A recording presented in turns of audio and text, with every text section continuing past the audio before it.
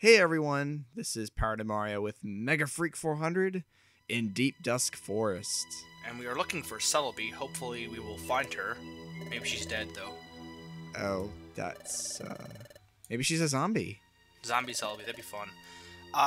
So yeah, Celebi this is where Grovyle first met, or, I don't know if it's first met, but where he last met Celebi. And she should be here unless she fled. Yeah, there's not too much backstory with Celebi, honestly. I like Celebi, though. She's a pretty cool character. But there isn't too much. There's a little bit of backstory on her, but not too much. You do get more in the, wow.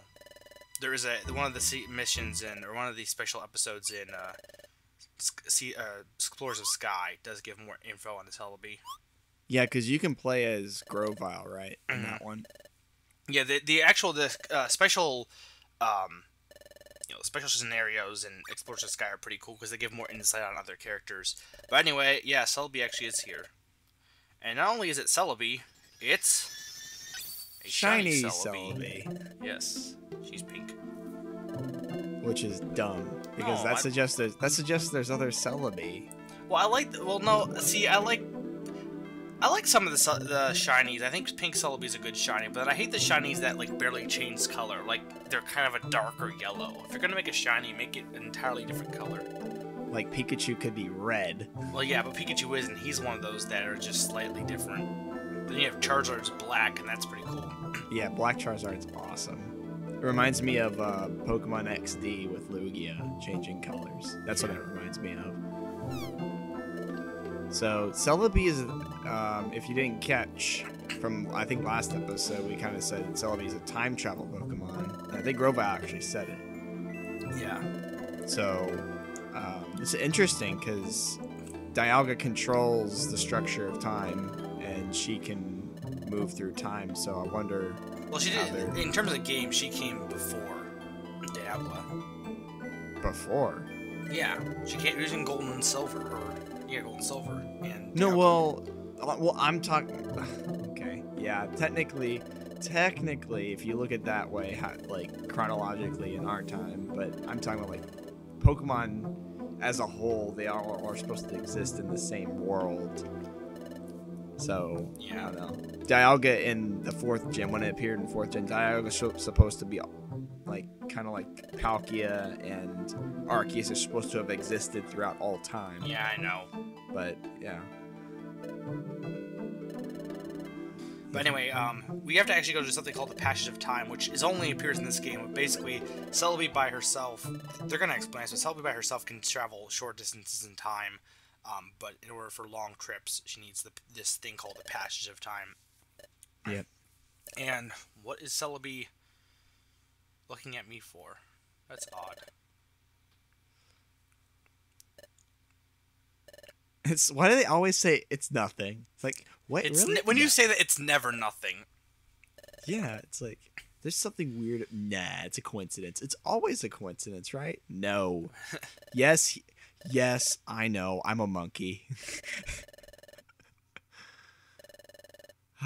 Okay. Well, the next few episodes is just full of I'm frustrated at myself and my character. No, he gets better soon, just not at the moment. He does. He gets better pretty. Actually, I think most of the frustration is gone at this point. From what I remember. No. Oh no.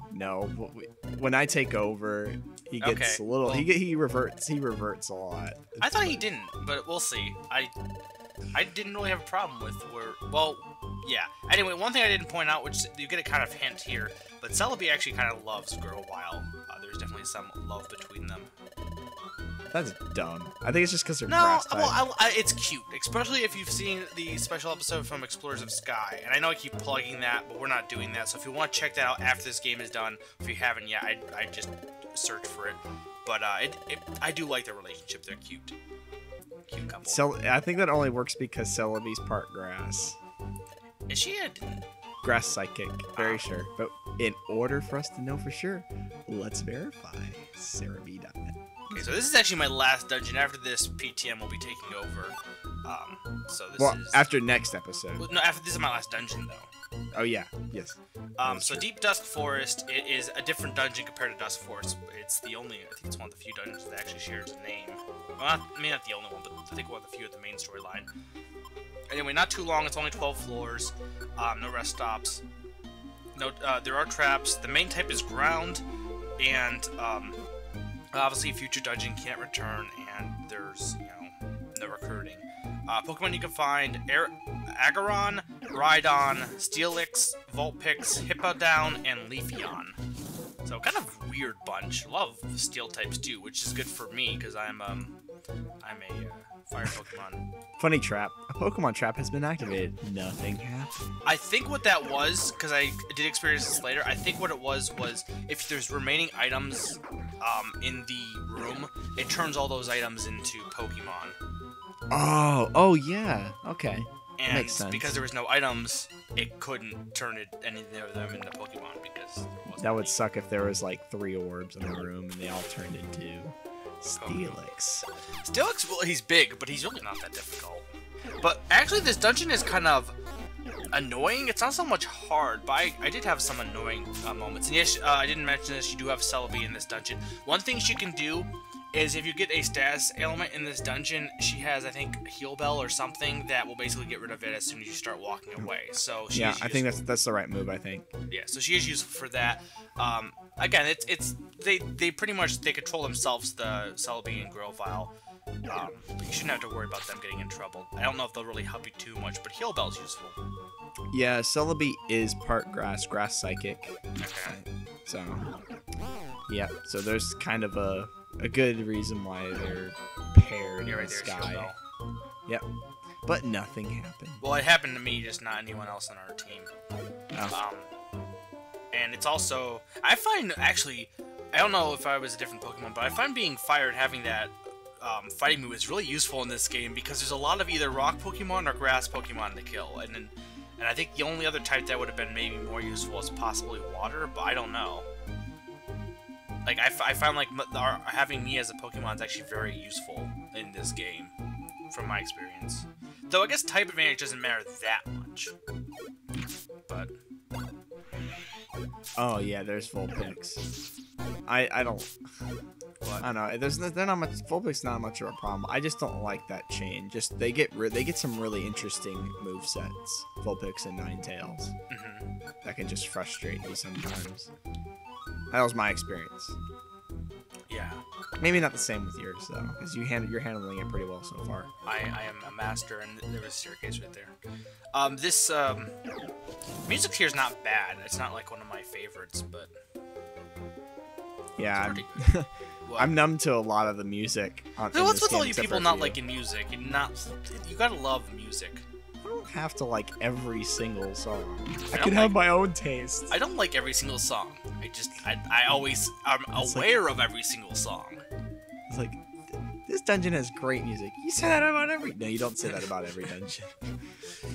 But it's always true. It's like this is a great song. This room doesn't have a song. And it's so awesome.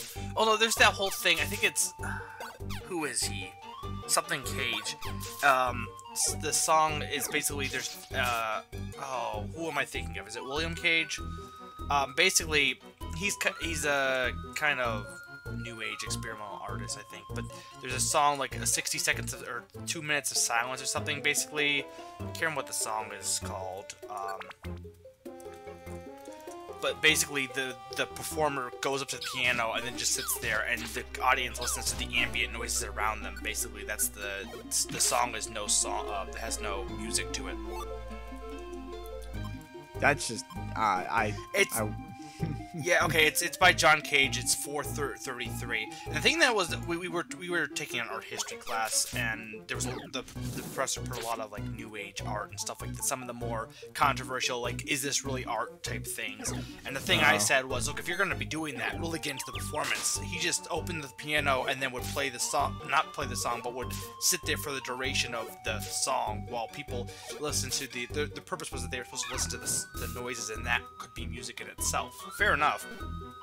But I would like get into the actual you know, kind of not so much even pretend you're playing a song, but really kind of get into it a little bit, like act like you would actually be playing a song. Instead, they were just, I don't know. It's the one thing you could say about that kind of stuff is it gets you talking and thinking. So they are accomplishing something. I wouldn't consider seats creaking music. Well, I mean, in a way, in a way it is. And I mean, that's the thing about experimental artists and stuff like that. You know, people always criticize them, and I can understand why, but here's the thing. They're at least getting a reaction out of you. They're definitely, you know, accomplishing something. It's like when, someone, I was reading, or watching, I read this one comic thing, they started doing a really dark storyline. It wasn't insanely dark for me, but it was kind of darker. And someone was like, can you stop doing this? I really liked it back when you were doing this other train of storylines or whatever that were a little bit more lighthearted and fun. And you know, the thing about that is, okay, it's not so much that the person's going in the wrong direction necessarily because they're going darker, but you at least, you know, I mean, sometimes you can. If you go in a dark direction, that might be wrong. But the point is, the artist is getting a reaction out of you, and part of the reason is because of the characters, because you're doing a good job with the characters and making them feel bad for them. So, in a lot of ways, it's a good thing. If you get negative reaction like that, that can be a really good thing, because it means you're reaching your audience's emotion. You know what I mean? Are we talking about music still? Like that? Do you even know anything I'm talking about? We're talking about life, man. I'm saying, well, you said, okay, seats creaking can be music. Well, if there's no melody, I'm talking about eliciting a response. I'm talking about how, like, you know, experimental artists sometimes try and get a response, and people could criticize the fact that, like, you know, seats creaking isn't music, and they act like it's a waste of time. But here's the thing: the point of them isn't always so much to, you know, say, okay, I'm an artist, and, you know, here's my music. It's more so, a lot of those artists tend to be more philosophical artists, you know what I mean? Like, their main point is actually making you think than it is actually delivering music to you, you know what I mean? Well, I mean, I wouldn't... as far as I know art encompasses many things, but yeah. As far as music, I don't go to listen just to get... certain types of music I don't go to just to get a philosophical. Well, I know.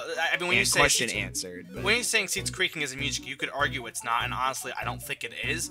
But the meaning behind the fact that, like, you know, his John Cage's song is less so of it being a song, and it's more so. It's again a philosophy. It's more of a thought-provoking exercise. So it is to me, it annoys me when it says, "Oh yeah, this is my song." Well, no, it's not. You didn't do anything. You didn't create anything. You just sat at a piano. But he did succeed in making people think. You know what I mean? Okay. So that's I guess my point is, someone doing something in a way that people aren't pleased with isn't necessarily bad if if they are able to succeed in making you feel in a certain way, and if that was their intention. Basically, if a piece of work is doing what it wanted to do, it succeeded in some fashion. Like when I could try a little experiment, like I did it before when I brought Meg from Radiant Dawn up to third tier. No. Elicited a reaction. I succeeded. Yeah, you succeeded. No, and I know probably people watching this are gonna be like, Mega, you're losing track of what you're saying. And I know I'm kind of juggling 5 thoughts at the same time. He does. I do that sometimes, but he does it all the freaking time. Oh, I listen back all the time to what I'm saying. I'm like, you know what? I could have said this better, because I just get really into it and I lose track of thinking. I just kind of think. I just pour all my thoughts out at once, and I need to go back and reorganize them. So I apologize for those of you who are shaking your heads in dismay. Anyway, I like the background here. Celebi is level 45. Yeah. Wow. We're not too far behind them, though. We're only 10 levels below. It's too bad they can't get more experience. Yeah, you can't... Right, but you can't control them either, for that matter. You know, they don't even need experience, though. Everyone needs experience, Mega. Experience. I wanted to, like, quote some commercial, and I can't think of one that uses the word experience, but I know they're out there. Experience... I don't know, some vacation commercial. You know what I'm talking about? You're thinking of probably Carnival Cruise or something. Yeah, something like that, where it's like, experience the sensation of sailing on a boat. I don't know. You know what the hub needs to do? A My Little Pony cruise. What would they Have like a big bust of have like a big Pinkie Pie like yeah, but that's plastered take. on the side of a cruise ship. Okay, well that'd be funny, but that would. I don't know. No, I don't know. Pony themed cruise, man. You know, really anything could be a theme for a cruise. Anything. So, oh, man sitting at a piano for 2 minutes could be a theme for a cruise. Yes, it could. And then the bar part of the cruise ship, every night. It's like I am getting so drunk and there's just alcohol sitting on the table and you're not drinking it. It's like I'm just It's like staring at it. I drank 50 glasses. That's too much. No. I didn't actually drink it. I drank. So like I experienced it through thought. thoughts. Okay. That's silly. That's all silly. Yeah. See, as Was this a class you took? it was our history 2 class. Art history too. See, a lot of people hate the class and they were frustrated with it, but my thing is we had some of the most interesting discussions between my friends in that class. So, you know, it was more interesting than classes like some of the other ones I've taken because, you know, it allowed me to think and come up with my own thoughts and opinions on things. Well, next time we will ponder the universe and art history more in Mystery Dungeon. No, we won't. No, there's gonna be more important stuff. Yes, so we are done with this dungeon. Bye, guys.